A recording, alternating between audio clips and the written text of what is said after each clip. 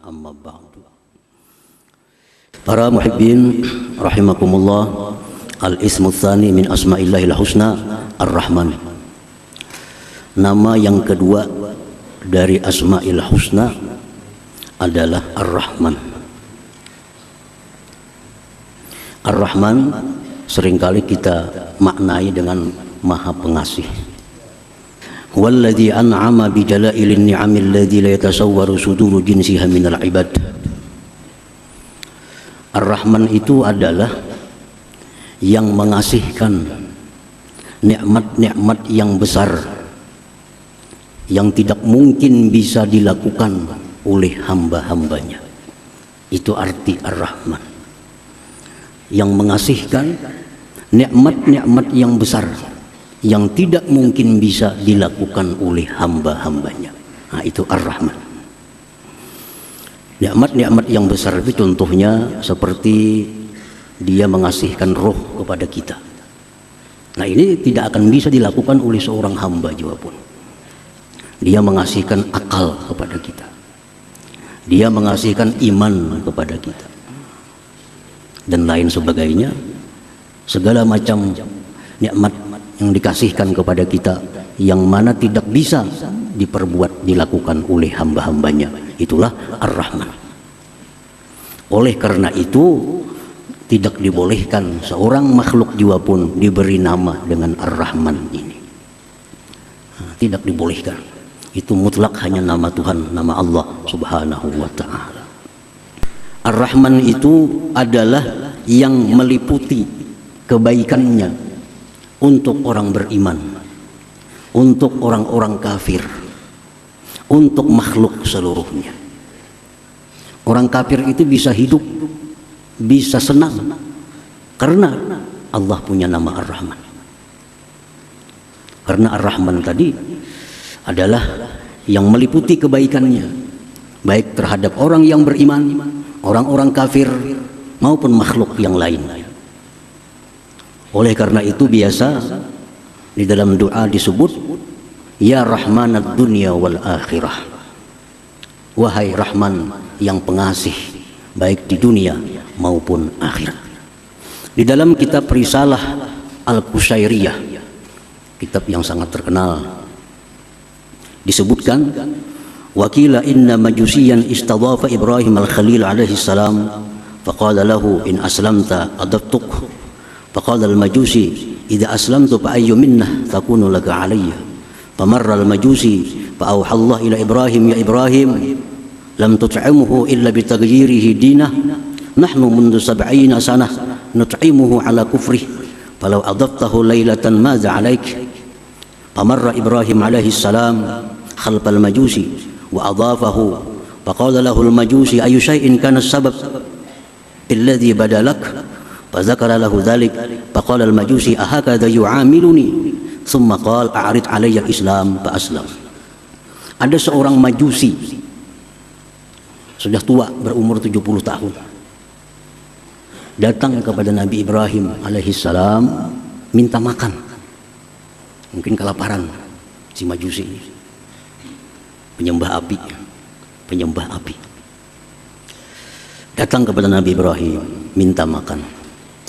Ujar Nabi Ibrahim, wahai majusi, in aslamta adabtuk, jika engkau masuk Islam, aku beri makan. Jika engkau masuk Islam, aku beri makan. Ujar majusi, aku tidak akan merubah agamaku karena hanya makan. Aku tidak merubah agama kalau hanya urusan makan. Ujar si penyembah api tadi. Maka dia pun meninggalkan Nabi Ibrahim alaihissalam dalam keadaan lapar. Allah berwahyu kepada Nabi Ibrahim alaihissalam, hai Ibrahim, apakah engkau tidak beri makan dia kecuali dengan berislam? Kenapa engkau tidak beri makan inya? Disuruh masuk Islam dulu. Aku, ujar Tuhan, lebih dari 70 tahun berbuat baik kepadanya dalam kekafirannya itu. Aku, ujar Tuhan, selama 70 tahun memberikan dia kehidupan, memberikan dia kenikmatan, lebih 70 tahun padahal dia kafir kepadaku. andai kata engkau beri makan dia, tidak jadi persoalan bagi engkau wahai Ibrahim. Nah, Ibrahim pun berlari mencari si Majusi tadi. Cari-cari Majusi, jadi bertamu lawan Majusi tadi. Wahai Majusi, kemari. Sekarang aku beri makan. Makan Majusi. Ujar Majusi, hai Ibrahim, kenapa ada perubahan seperti ini? Begitu cepat ada perubahan. Tadinya engkau tidak memberi makan kepadaku kalau belum Islam, sekarang langsung diberi makan. Ujar Nabi Ibrahim, Allah berwahyu kepadaku bahwa engkau ini sudah lebih 70 tahun kafir, tetap Allah berbuat baik kepada engkau. Sekarang aku disuruh untuk memberi makan kepada engkau ini. Ujar si Majusi, apakah demikian Allah itu kepadaku? Maka ajarkan kepadaku Islam dan aku masuk Islam. Nah, ini adalah Ar-Rahman. Ar-Rahman. Ar-Rahman tidak peduli orang kafir, tidak peduli orang zalim, tidak peduli orang yang menentang Allah, semua diberikan kebaikan oleh Allah. Nah, ini namanya Ar-Rahman. Jadi orang kesusahan, orang kesengsaraan, kada perlu menunggu macam agama apa, kada perlu, yang penting beri makan. Nah, itu Ar-Rahman. Nah, ini disebut di dalam kitab Risalah Al-Qusyairiyah bagaimana Ar-Rahman itu. Jadi orang yang Tuhan yang bernama Ar-Rahman itu demikianlah kebaikannya. Artinya pengasih, tidak pilih kasih. Tidak pilih kasih. Ar-Rahman, Allah yang bernama Ar-Rahman mengasihkan nikmat-nikmat yang besar yang mana tidak bisa dilakukan oleh seorang hamba juga pun. Disebutkan dalam kitab Mafatihul Ghaib yang dikarang oleh Al-Imam Al-Fakhrur Razi.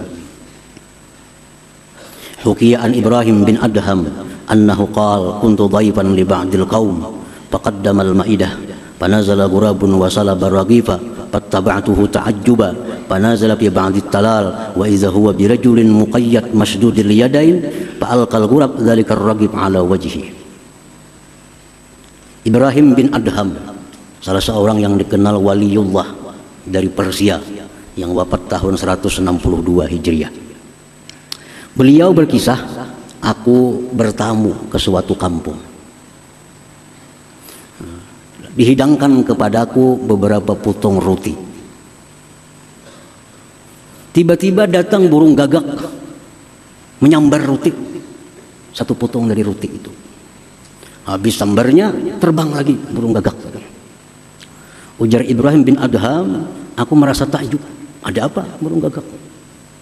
Aku ikuti burung gagak itu. Sekalinya burung gagak itu turun di suatu semak-semak. Turun di sana. Aku datangi ke sana. Sekalinya di sana ada manusia yang terpasung, yang terikat kedua tangannya. Burung gagak itu yang memberi makan kepada manusia itu. Nah, yang demikian ini adalah diatur, dirancang oleh Tuhan yang namanya Ar-Rahman. Siapa yang bisa menyelamatkan manusia di tengah hutan? Seorang pun tidak ada yang tahu. Tapi Allah memberikan ilham kepada burung gagak, ambil itu roti, antar ke laki-laki yang dipasung itu, beri makan dia. Nah, ini Ar-Rahman, kasihnya Allah kepada manusia itu dengan cara yang demikian, yang tidak akan bisa dilakukan oleh manusia seperti yang demikian itu. Misalnya kita nyuruh burung ambil itu, kita beri makannya ke sana. Ada yang bisa, pada bisa. Itu hanya Ar-Rahman. Nah, kemudian disambung oleh Imam Fakhrur Razi dalam bab Ar-Rahman itu, apa yang dikisahkan oleh Zunnun Al-Misri, salah seorang yang dikenal waliullah di Mesir, yang wafat pada tahun 179 Hijriah. Ujar Zunnun Al-Misri, aku berjalan ke Sungai Nil.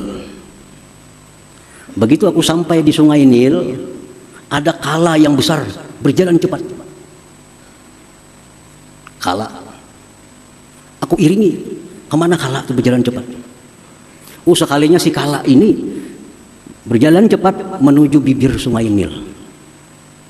Di sana ada seekor kuduk. Seekor kuduk. Lalu si kala tadi naik ke belakang kuduk. Kuduk berjalan di sungai.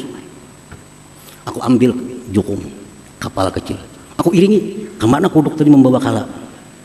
Terus diiringi sampai ke seberang. Si kala tadi turun dari belakang kuduk, berjalan cepat. Aku iringi, kemana kala itu berjalannya. Ternyata sampai ke sebuah pohon besar. Di sana ada manusia, seorang laki-laki yang sedang tidur. Dan di dekat laki-laki itu ada ular yang mau menerkam, menggigit si laki-laki itu. Ternyata ada ular. Nah, si kala ini datang ke situ berkelahi dengan ular. Kala menggigit ular, ular menggigit kala, mati keduanya. Fasalimar rajulun naim, laki-laki yang tidur tadi selamat. Nah, selamat dari gigitan ular itu. Nah, rancangan seperti ini adalah Ar-Rahman. Siapa yang bisa melakukan seperti itu? Ar-Rahman, luar biasa. Nah, jadi Ar-Rahman itu artinya yang memberikan kasih yang tidak bisa dilakukan oleh seorang hamba juga pun. Ar-Rahman huwallazi awsala khairatil hayy ilal mayyit. Ar-Rahman itu yang menyampaikan kebaikan-kebaikan yang hidup kepada yang mati. Orang yang sudah mati masuk kubur, disiksa dalam kubur, oleh karena doa atau harapan yang hidup dalam kubur itu diringankan azabnya atau diangkat azabnya. Nah, ini adalah Ar-Rahman. Ar-Rahman. Siapa manusia bisa? Orang di dalam kubur disiksa, siapa yang kau menyelamatkan? Kada kawa. Tapi orang yang dalam kubur itu disiksa, akhirnya diringankan siksanya, bahkan bisa diangkat. Itu adalah pekerjaannya Ar-Rahman ini. Dalam sebuah hadis disebutkan, marra Rasulullah sallallahu alaihi wasallam ala qabrain faqala innahuma la yu'azzaban wa ma yu'azzaban fi kabir, amma hadza fakana la yastatiru min bawlih wa amma hadza fakana yamshi bin namimah. Thumma da'a bi 'asibin ratbin fashaqqahu bithnain fawarasa ala hadza wahida wa ala hadza wahida thumma qala la'allahu yukhaffafu anhuma ma lam yaybasa.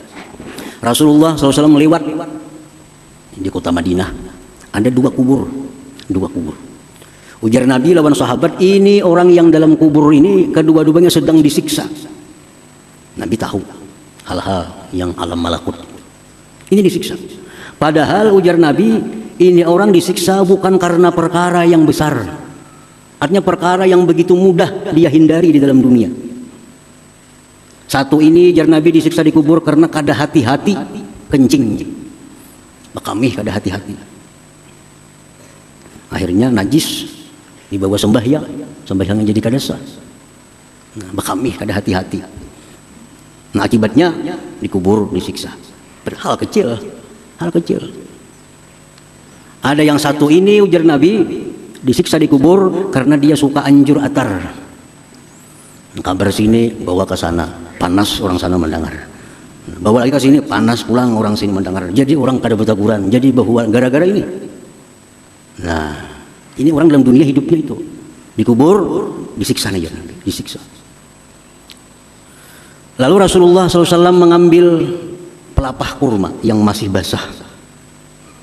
Sidin belah dua pelapah kurma itu, sidin tanam satu kubur di sini, sebelahnya di sini. Ujar Nabi, selama ini pelapah kurma ini masih basah, yang dalam kubur diringankan azabnya. Diringankan azabnya. Nah, ini Ar-Rahman. Ar-Rahman. Ar-Rahman adalah Tuhan yang meringankan azab-azab orang yang dalam kubur karena kebaikan-kebaikan orang yang hidup di alam dunia ini. Nah, manusia kada bisa, kada kawa. Orang disiksa di kubur, kalau kita membantu kada kawa, kada bisa. Tapi Ar-Rahman bisa. Orang yang sedang diazab di dalam kubur, anaknya berdoa, Allahumma ghfirli wali walidayya, ya Allah ampuni dosaku, dosa orang tuaku. Ya Allah bangkitkan dia, azab, hilangkan azabnya dalam kubur. Ini anak yang saleh berdoa kepada Allah, Allah kabulkan doanya. Akhirnya ibu bapanya dalam kubur yang disiksa, jadi diringankan siksanya atau diangkat siksanya. Inilah Ar-Rahman itu. Nah, jadi sesudah kita tahu bahwa Ar-Rahman itu sedemikian rupa, yang tidak bisa dilakukan oleh manusia siapa jua pun. Al-Mun'im bijalailin ni'am. Ar-Rahman itu adalah yang mengasihkan nikmat yang besar yang tidak bisa dilakukan oleh hambanya. Nah, itu Ar-Rahman artinya. Nah, bila sudah kita yakin demikian artinya Ar-Rahman, Nah, kita beriman bahwa Ar-Rahman itu demikian, artinya keimanan kita itu akan membuahkan beberapa akhlak di dalam diri kita ini. Nah, kita sudah tahu Ar-Rahman macam itu. Nah, kita beriman, kita percaya bahwa api itu panas. Karena kita beriman itu timbul kelakuan kita menjauh dari api. Kenapa menjauh dari api? Karena kita beriman api itu panas, bisa membakar. Nah, itu buah keimanannya, kita menjauh dari api. Itu buah keimanan. Nah, kalau kita beriman kepada Ar-Rahman, bahwa dia mengasihkan nikmat-nikmat yang besar yang tidak bisa dilakukan oleh hambanya, kita beriman itu akan membuahkan beberapa akhlak mulia di dalam diri kita.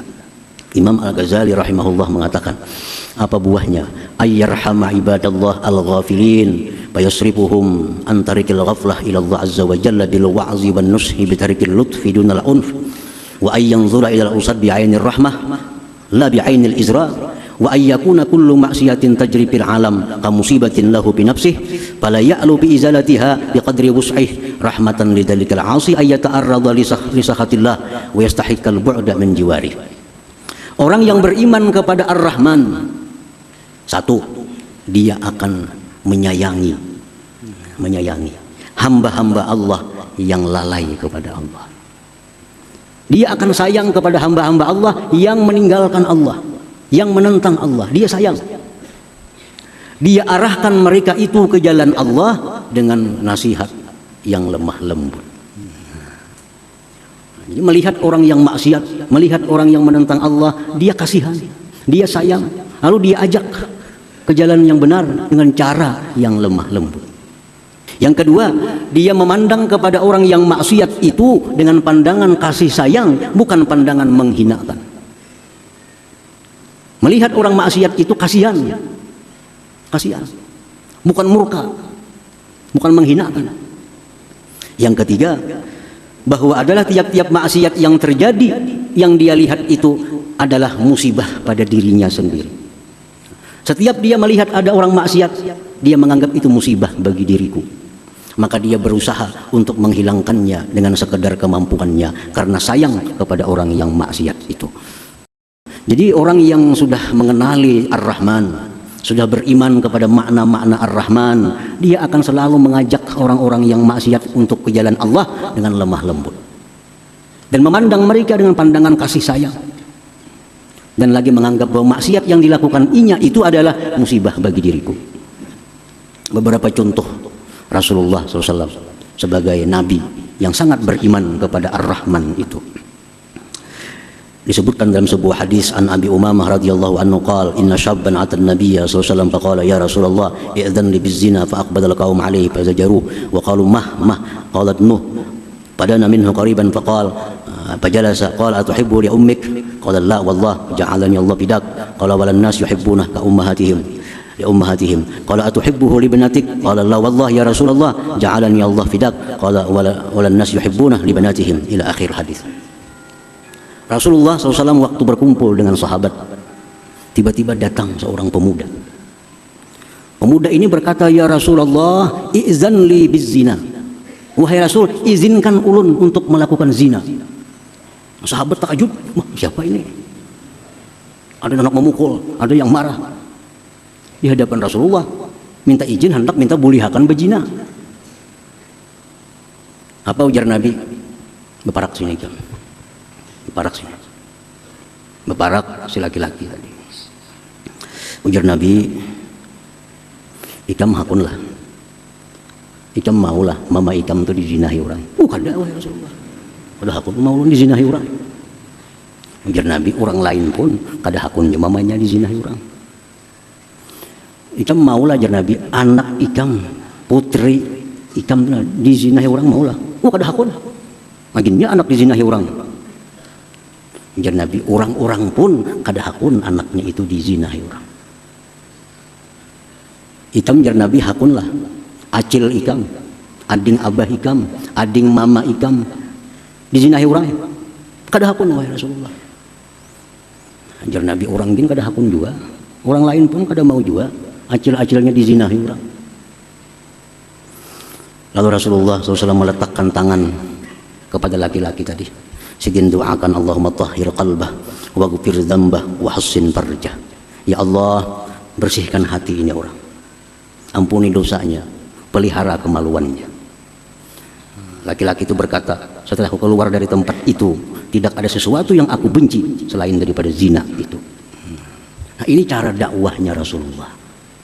Rasulullah beriman kepada Ar-Rahman, lalu dakwah beliau agar kembali ke jalan Allah dengan cara yang demikian, dengan cara yang lemah lembut dan cara mendoakan mereka agar dapat petunjuk, dapat hidayah oleh Allah Subhanahu wa taala. Nah, demikian pula kita dakwah kita, terutama dengan anak-anak kita, keluarga kita. Ya dakwah kita demikian. Kita ajak mereka dengan jalan yang lemah lembut agar mereka lurus. Jangan lupa mendoakan mereka. Dikisahkan tentang seorang waliullah yang bernama Ma'ruf Al-Karhi yang wafat di abad 200 di kota Baghdad. Kana Ma'ruf Al-Karhi 'ala Dajlah wa nahnu ma'ah idh marra bi aqwamun ahdath bi zawratin yughannun wa yadribuna bid-duf faqulna lahu ya Aba Mahfuz ama tara haula fi hadzal bahri ya'suna Allah azza wa jalla ud'u Allah 'alaihim qala farafa'a yada ila as-sama' faqala ilahi wa sajidi Allahumma inni as'aluka an tufarrihahum fil akhirah kama farrahtahum fid dunya. Ma'ruf Al-Karhi dengan murid-muridnya di tepi sungai Tigris di Baghdad. Di Baghdad itu ada dua sungai yang terkenal, satu sungai Furat, dua sungai Tigris atau Dajlah. Satu hari beliau duduk di tepi sungai itu dengan murid-muridnya. Tiba-tiba ada kapal lewat, isinya pemuda-pemuda main musik. Main musik di kapal, pemuda-pemudi. Ujar murid-muridnya, wahai Syekh, doakan dan tenggelam kapal itu. Ini maksiat di tengah sungai nangka ini. Lalu Ma'ruf Al-Karhi mengangkat tangannya ke langit. Beliau berdoa, ya Allah, wahai Tuhanku, aku minta kepada Engkau bahwa Engkau gembirakan mereka itu nanti di akhirat sebagaimana Engkau gembirakan mereka itu di dunia. Ya Allah, gembirakan mereka itu di akhirat sebagaimana Engkau gembirakan mereka di alam dunia ini. Bawa jenah murid, kenapa doa itu pian? Ini muridnya hendak supaya tenggelam kapal itu terbakar ke apa kata. Kali ini doa sidin kayak itu. Ya Allah, hamba minta kepada Engkau itu orang-orang yang rami memusik, bergambus, begitu macam-macam, gembirakan mereka di akhirat nanti sebagaimana Kau gembirakan mereka di dalam dunia. Nah, ujar Syekh Ma'ruf Al-Karhi, kalau mereka itu digembirakan Allah di akhirat, surga artinya, berarti diberi Allah tobat dalam dunia ini. Kada main musik lagi kena inya. Nah, ini Ma'ruf Al-Karhi mencontoh Ar-Rahman. Ar-Rahman artinya melihat orang-orang yang lalai kepada Allah lalu mengajak mereka dengan jalan yang lembut, dengan jalan penuh kasih sayang dan mendoakan mereka yang baik kepada Allah Subhanahu wa taala. Nah, mudah-mudahan kita dapat beriman kepada nama Allah yang kedua Ar-Rahman dan iman kita itu dapat membuahkan akhlak seperti tadi. Para ulama ahli hikmah mengatakan untuk mempermudah, mempercepat bagaimana keimanan kita itu kepada Ar-Rahman cepat berbuah seperti tadi. Alangkah baiknya setiap habis sembahyang 5 waktu membaca Ya Rahman 100 kali. Ya Rahman, Ya Rahman, Ya Rahman, Ya Rahman, Ya Rahman, Ya Rahman, Ya Rahman, Ya Rahman. Nah, maka dengan berkah bacaan itu setiap sembahyang 5 waktu habis sembahyang baca 100, maka kita akan diberi Allah akhlak di mana kita bisa melihat orang yang maksiat itu dengan pandangan kasih sayang dan kita bisa mengajak mereka ke jalan Allah dengan jalan yang lemah lembut dan kita akan diberi Allah kedudukan yang mulia di sisi Allah Subhanahu wa taala. Ya Rahman 100 kali sesudah sembahyang 5 waktu. Itu yang dikatakan oleh sebagian ulama ahli hikmah. Selanjutnya insyaallah kita sambung nama Allah yang ketiga yaitu Ar-Rahim.